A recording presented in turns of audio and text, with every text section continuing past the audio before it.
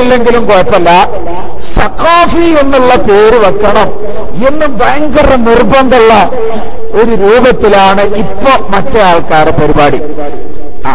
അമ്പലക്കടവിന്റെ പേരൊന്നും കൊടുത്തിട്ട് കാര്യമില്ല, ഇത് സഖാഫികളെന്നാണ് തീരുമാനിക്കട്ടെ, നടന്ന് പറയട്ടെ, ഹസദും ഫിത്നയും ഫസാദും സഖാഫികളെന്ന് ഉണ്ടാക്കട്ടെ എന്ന് പറഞ്ഞ് മുമ്പിൽ സകല പേരിന്റെ കൂടെ സഖാഫി എന്നുള്ള കുറച്ച് ആൾക്കാരും പിടിച്ചു വരുത്തിയിട്ട് അങ്ങനെയാണ് ഭയങ്കര വലിയ സമ്മേളനങ്ങളും.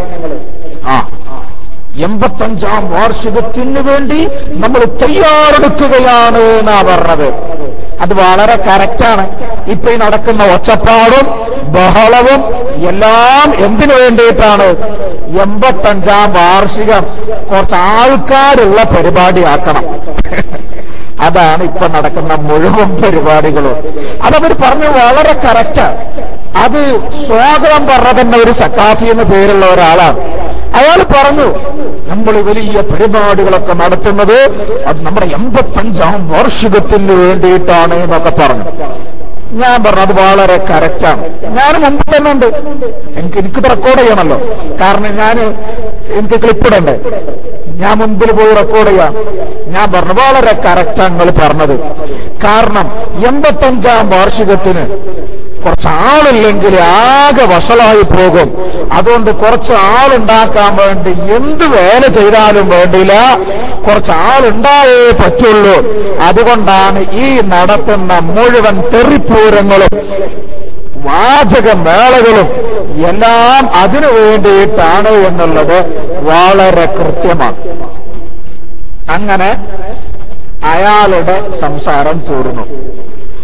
പിന്നെ ഉദ്ഘാടനം ചെയ്യാൻ വേണ്ടി നമ്മുടെ ബഹുമാനപ്പെട്ട അമ്പലക്കടവ് ഫൈസി ഉസ്താദ് അവറുകൾ വന്നിരിക്കുന്നു എന്നൊക്കെ പറഞ്ഞിട്ട് അവിടെ ഭയങ്കര ഒരാളൊച്ച ഉണ്ടാക്കി. ഞാൻ നോക്കി, അയാളെന്നെ അല്ലേ, കാരണം നമ്മളിങ്ങനെ നോക്കുമ്പോ അയാളെ മുഖം എന്തോ അയക്കണ.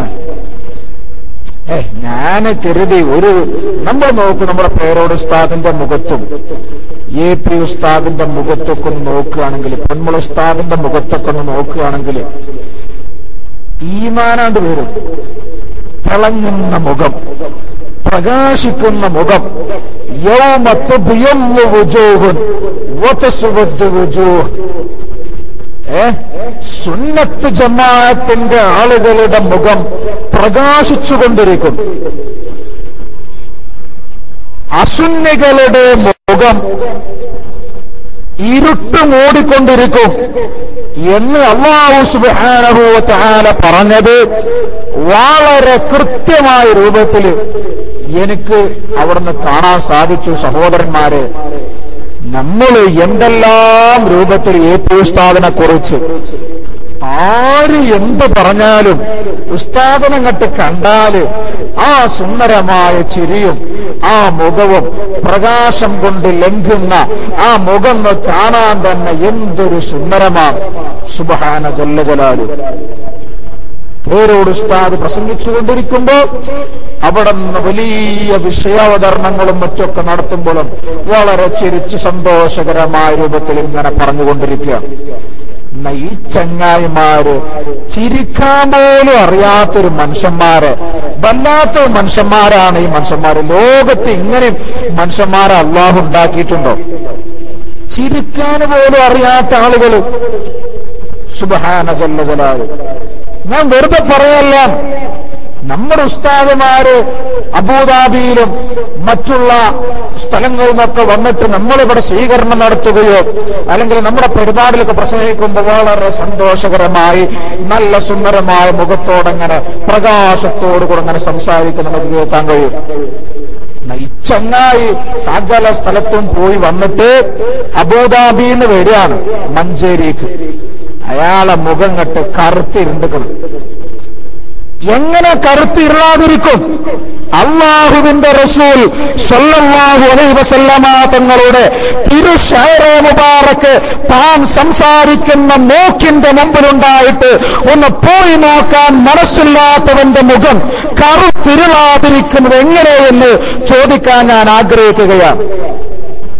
എങ്ങനെ പ്രകാശിക്കും ആ മുഖം?